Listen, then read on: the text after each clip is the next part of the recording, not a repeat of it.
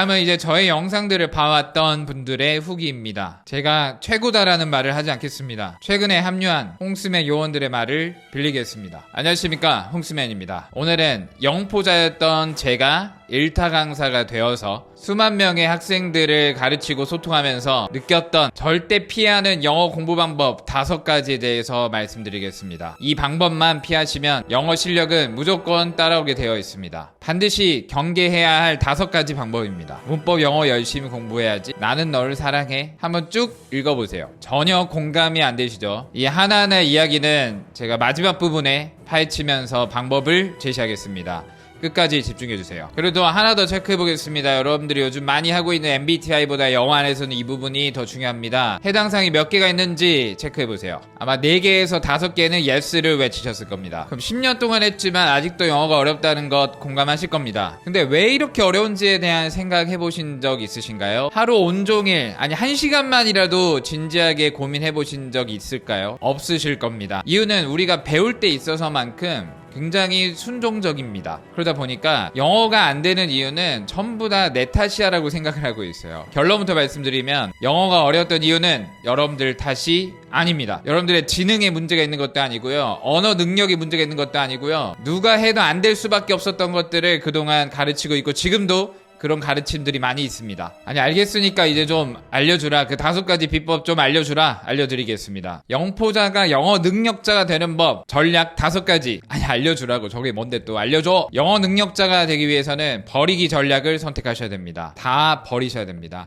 지금까지 배워왔던 여러분들의 영어 이론적인 부분, 영어에 대한 생각, 그리고 영어 공부를 하고 있는 태도 전부 다 버리시면 영어를 해낼 수 있습니다. 전부 다 버리기만 하면 됩니다. 자, 1번을 먼저 파헤쳐 보겠습니다. 문법 영어 열심히 공부해야지. 열심히 공부를 한다는데 어떻게 문제가 될 수 있느냐? 앞에 나와 있는 용어 설명하실 수 있나요? 들어본 적 있는 거 말고 설명하실 수 있나요? 이 용어를 다 버리겠습니다. 이 용어는 중요하지 않습니다. 근데 이 용어 안에 들어있는 이 역할은 중요합니다. 근데 이 역할을 배울 때 반드시 우리가 이 용어로 배울 필요가 없는 겁니다. 10년 동안 영어로 넘어가려고 했는데 중간에 문법 용어가 벽으로 막고 있었어요. 그럼 이 용어라는 벽을 허물고 우리는 스토리텔링으로 쉽게 풀어서 영어에 바로 프리패스할 수 있는 상황을 만들겠습니다. 초등학생이 들어도 이해할 수 있는 쉬운 이야기로 가겠습니다. 나는 너를 사랑해가 가벼운 문제가 아니고 이 하나만으로도 영어가 평생 안 되게 만들 수가 있습니다. 동영상을 멈추고 이 노란색 부분을 해석해 보세요. 시작. 아마 해석을 나를 사랑하는 사람들로 이쁘게 해석을 하셨을 텐데, 뭐 은을 여기 붙였을 수도 있고요. 나를 사랑하는 사람들은 이렇게 해석을 하면 절대 영어가 안 됩니다. 쉬운 문장은 어쩌지 눈치껏 할 수 있는데 조금이라도 길어지거나 조금이라도 난이도가 들어가는 순간 절대 읽을 수가 없습니다. 어려운 게 아니라 불가능합니다. 첫 번째 문제점, people이라는 사람들로 문장을 출발했는데 여러분들은 나를 저 뒤쪽 중간에 있는 me부터 해석을 시작했습니다. 두 번째 문제점, 우리 언어는 아다르고 어다르다라는 말이 있죠. love라는 단어는 사랑하다라는 단어이지 사랑하는 이라는 뜻이 아닙니다. 사랑하다입니다, 정확하게. 세 번째 문제점은 who를 무시했습니다. who를 처리할 수 없으니까 못 본 척을 했어요. 언어는 하나만 잘못 건드려도 다른 말이 될 수 있는데 3가지나 잘못된 해석 방법을 가지고 있었으니 해석을 할 수 없었겠죠. 그리고 영어라는 언어는 순서의 언어이기 때문에 순서를 한 단어라도 건드리면 절대 해석이 안 됩니다. I love you 라는 문장을 해석해 보세요. 제 말을 의식하지 말고 예전에 했던 방식대로 그대로 해석하시면 됩니다. 나는 너를 사랑해. 이게 우리말 어순입니다. 근데 우리가 분명히 지금 you라는 말을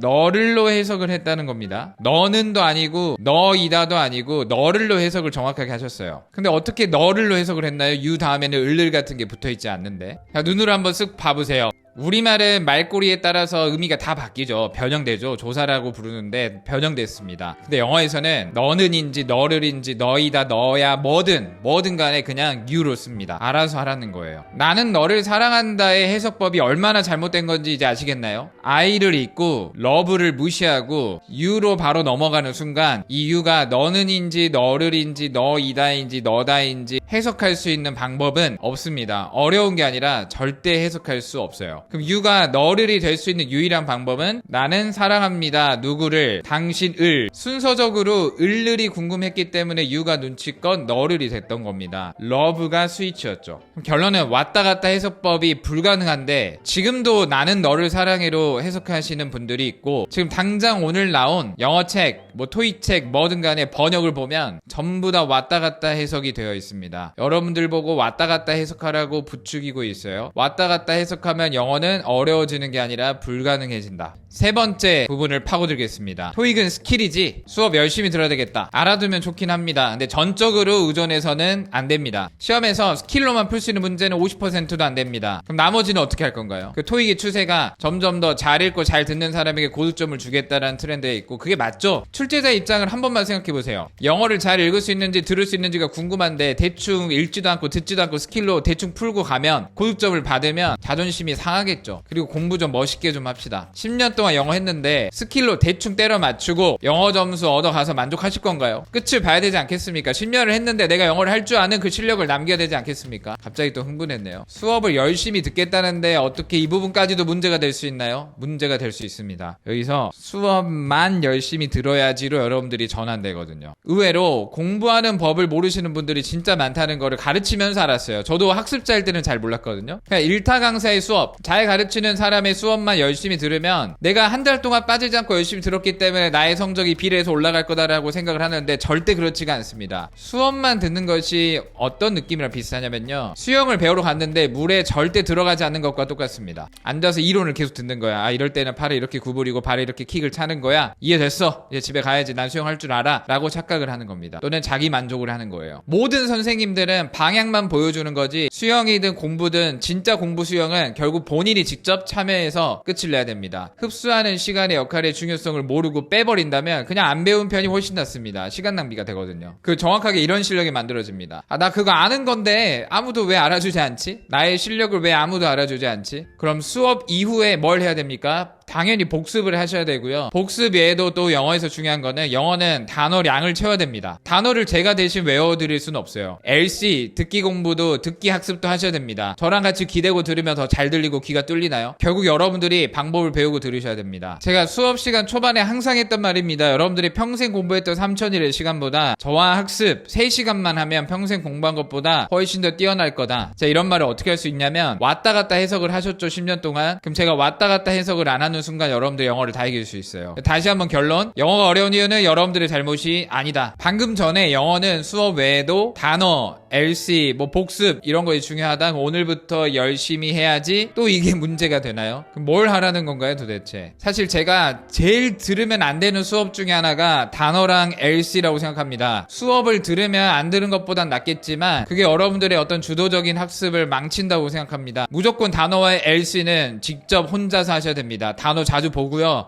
많이 들으셔야 돼요. 근데 단어와 LC를 열심히 해야지라는 말의 문제점이 뭐냐면 혼자서 하려고 하는 순간 끝이 납니다. 나 오늘부터 혼자서 매일 2시간씩 단어 학습하고 끝나자마자 매일 2시간씩 들어야지. 이렇게 혼자서 할 수 있는 분들은 제가 확실하게 말씀드릴 수 있는데 1%도 되지 않습니다. 과거 여러분들이 어떻게 했는지 돌아보기만 해도 1%인지 99%인지 바로 확인이 될 겁니다. 그리고 예전에 이런 적이 있어요. 제가 영어 강사를 하기 위해 영어 공부를 할 때 심지어 영어를 좋아하고 영어 강사를 준비하고 있는 저도 단어랑 LC를 매일 못하겠는 거예요. 너무 답답한 거예요. 제가 이렇게 선생님이 될 자격이 있나? 그래서 답답한 마음에 스터디 모임 같은 곳에 검색을 해봤어요. 거기에 어떤 방이 있었냐면 영어 강사 준비하시는 분들 단어 LC 챌린지 같은 게 있었어요. 여기서 핵심을 캐치하셨으면 답은 나왔을 겁니다. 절대 혼자 하시면 안 되고요. 단어와 LC는 누군가가 관리를 해줘야 되고 같이 해야 됩니다. 그러면 친한 친구들끼리 오늘부터 스터디하기로 했어요. 그 모임은 단어 스터디가 아니라 내일부터 바로 알코올 스터디가 될 겁니다. 절대 친한 친구분들과 하시면 안 돼요. 마지막 5번째 오해, 많이 풀어야지, 많이 읽어야지, 많이 들어야지. 이것도 문제가 되나요? 문제가 됩니다. 많이 풀어야지의 오류에 빠지는 분들이 뭔가를 배울 때 진짜 많습니다. 축구를 배우러 갔다 해볼까요? 축구 기본기 배우고 있으면 재미없습니다. 그냥 나는 바로 실전에 들어가야지 이 생각밖에 없어요. 수영 배우러 가도 지겹습니다. 그냥 나는 물속에 들어가고 싶다. 춤 배우러 갔을 때도 마찬가지입니다. 구분 동작 하나씩 배우면 진짜 재미없습니다. 노동처럼 느껴져요. 나 빨리 그냥 노래 틀어주고 바로 쳐보겠다. 정말 많은 학생들과 상담을 해왔는데 문제를 많이 풀고 싶습니다 라는 말을 많이 해요. 많이 푸는 것 자체는 정말 좋습니다. 근데 누가 많이 푸는지가 중요해요. 기초가 안 돼 있고 단어가 안 돼 있는 분들이 많이 푸는 순간 완벽하게 시간 낭비고 바로 포기하는 지름길이 됩니다. 그럼 많이 풀어보려면 기초와 단어가 세팅이 되고 출발하셔야 돼요. 완벽하게 세팅은 불가능합니다. 10이 최종 목적지라면 최소 6 이상을 이해를 하고 출발해야 된다는 거예요. 많이 읽어봐야지 많이 들어보기도 마찬가지입니다. 초반에는 한 문장을 읽더라도 정확한 방법을 읽어야 되고요. 읽는 방법, 읽기 위한 재료 이런 것들을 위해서 괴롭지만 공들이는 시간들이 필요합니다. 토익이 잘 안 되는 분들은 영어가 어려운 게 아니고 본인의 지능이 낮은 것도 아니고요. 딱 하나입니다. 배우는 방법을 잘 모르고 마음이 항상 급합니다. 마음이 급하다 보면 결국 안 하게 돼요. 그럼 누가 많이 풀고 많이 읽고 많이 들어야 될까요? 기초를 잘 알고 있고 단어, LC 같은 훈련이 어느 정도 되어 있는 사람이 실전에 이제 내던져지는 겁니다. 여러분들이 실전에 넘어가도 되는지 안 되는지는 제가 판단해 드리도록 하겠습니다. 그럼 저는 여러분들을 위해 어떤 수업을 만들 거냐면 문법 영어를 다 버리고 굉장히 쉽고 심플한 스토리텔링 안에서 유치하게 이야기하겠습니다. 두 번째, 절대 왔다 갔다 해석을 하지 않겠습니다. 우리가 10개의 문장, 20개의 문장으로 이루어진 어떤 하나의 글이라고 하더라도 한 단어도 왔다 갔다 하실 필요가 없습니다. 순서대로 읽으면 진짜 쉬워진다는 걸 이미 저와의 소통을 통해서 느끼신 분들이 정말 많이 있습니다. 토익은 스킬 필요하신가요? 물론 스킬도 가르쳐 드릴게요. 내 스킬에 100% 의존하지 마시고 진짜 우리 이번 기회의 실력을 키워보자는 겁니다. 오늘부터 단어 LC 열심히 하시는 분들 혼자는 안 된다고 했습니다. 물론 주변에 공부를 열심히 하시는 분들은 이미 멤버들이 짜여 있으면 그대로 하시면 됩니다. 나는 진짜 하고 싶은데 누구랑 해야 될지 모르겠다 막막하신 분들은 저를 찾아오세요. 다음 영상으로 이어오시면 됩니다. 자, 여러분들이 단어 학습하고 있는지 LC 듣고 있는지 다 모니터링 하면서 집착해 드리겠습니다. 또 4번에 추가 설명을 하자면 토익은 나름 중장기 프로젝트이기 때문에 루틴이 있어야 됩니다. 루틴이라 하면 다음 주 수요일 오전 9시에 내가 뭘 하고 있을지가 예측이 돼야 돼요.